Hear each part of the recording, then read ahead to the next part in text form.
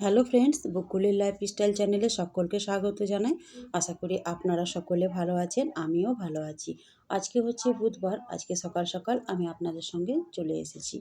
তো যেরকম আমার কাজ থাকে সব কাজ বাজ সেরে প্রত্যেক দিনের মতো ঠাকুরের কাছে এসে পুজো টুজো করে তারপরে যাব নিজের কাজে। আর আজকে একটু বাইরে বেরোনোর আছে, তো যেটুকু পারবো ছোট্ট একটা ব্লগের সাহায্যে আপনাদের সঙ্গে শেয়ার করে দেবো। বাইরে বলতে এখন যাব ব্যাংকে, বিকেলে যাব একটু বাজারে। বাজারে একটুখানি কাজ আছে, অনেক দিন থেকে যাব ভাবছিলাম, যাওয়া হচ্ছিল না। কিছু কেনাকাটা করার আছে, একটুখানি টিপ পাতা নেব, নখ পালিশ নেব ইত্যাদি, আরও অনেক কিছুই নেব। তো মেয়েকে সঙ্গে নিয়ে যাব, টোটোকে নিয়ে যাব, বড় মেয়েকে। তারপর রান্নাবান্না, এবার রান্নাবান্নাটা তাড়াতাড়ি করে নিই। রান্নাবান্নাটা করে নেওয়ার পর ব্যাংকে যাব। তো বাঁধাকপি সবজি করব, দেখুন সহজভাবে সর্ষের তেল দিয়ে দিয়েছি কড়াইয়ে। তারপর দিয়ে দেবো গোটা গরম মশলা আর একটুখানি জিরে, আর একটা শুকনো লঙ্কা, একটা তেজপাতা। বাটা মশলা ছাড়াই কিন্তু করব, দেখতে থাকুন, রেসিপিটি ভালো লাগবে। দিয়ে দিলাম একটা কেটে রাখা পেঁয়াজ। পেঁয়াজটাকে লাল লাল করে ভেজে নেবার পর বাঁধাকপিটা একটুখানি আমি সেদ্ধ করে রেখেছি, সেদ্ধ করা বাঁধাকপিটাকে দিয়ে দেবো। চারিদিক থেকে প্রচুর আওয়াজ আসছে, এখানে একটা অন্নপ্রাশনের বাড়ি আছে, চারিদিকে মাইকও বাজছে, ফটকাও ফাটছে, আওয়াজটা চারিদিকে শোনা যাচ্ছে না। তারপর দিয়ে দিলাম থেতো করে রাখা আদা আর কাঁচা লঙ্কা। সবসময় বাটা মশলা দিয়ে করতে হবে কোনো মানে নেই, এভাবে বানিয়ে দেখতে পারেন। তারপর গুঁড়ো মশলাগুলো অ্যাড করে দিলাম, একটুখানি ধনে গুঁড়ো, গরম মশলা গুঁড়ো আর একটুখানি আছে কাশ্মীরি লঙ্কার গুঁড়ো।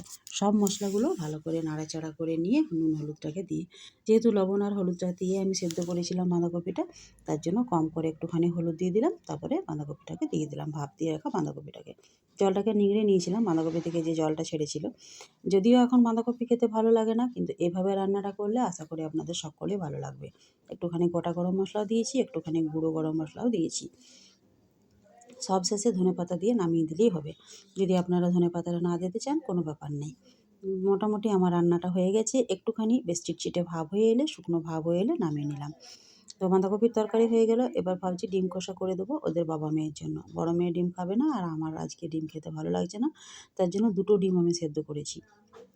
তার আগে ডালটাকে করে নিলাম, চাটনি করব। আর এই যে বললাম দুটো ডিমের কারি করে দেবো ওদেরকে, দু বাবা মেয়েকে, বড় ছোটো মেয়ে আর ওর বাবা। তো ডিমগুলো আগে নুন হলুদ দিয়ে একটুখানি ভেজে নিচ্ছি। তারপর পেঁয়াজ দিয়ে একটা আলু ম্যাশ করে দিয়ে দিয়েছিলাম, আর গরম গরম গরম গুঁড়ো মশলা দিয়ে, আর কয়েকটা পকোড়া ছিল টিফিনের জন্য বানিয়েছিলাম, সে পকোড়াগুলোকে দিয়ে দিলাম। তো বেশ মাখা মাখা করে ডিম কষাটা বানিয়ে নেব। মোটামুটি দুটো সবজি হয়ে গেল, আর মিষ্টি চাটনি আর ঝাল চাটনি কালকে যেটা করেছিলাম সেটা বেঁচে আছে, ওটাই আজকে কাজ চালিয়ে নেব। তো মোটামুটি রান্নাবান্না তাড়াতাড়ি করে নিয়ে একটুখানি বেরোবো ব্যাংকে। এই সামনেই আমাদের ব্যাংক আছে, সেই সামনের ব্যাংকে যাব, মেয়েকে নিয়ে যাব, ছোটো মেয়েটাকে নিয়ে। আজকে ওর পরীক্ষা নেই, কালকে পরীক্ষা শেষ হয়ে যাবে, আজকে বাদ আছে। সবশেষে ধনেপাতা দিয়ে দিলাম, আর তারপরে ডিম কষাটা নামিয়ে নেব। নিজে একটা পাত্রে ঢেলে নিয়েছি, সঙ্গে পকোড়াও আছে, দুর্দান্ত স্বাদ লাগবে কিন্তু এটা।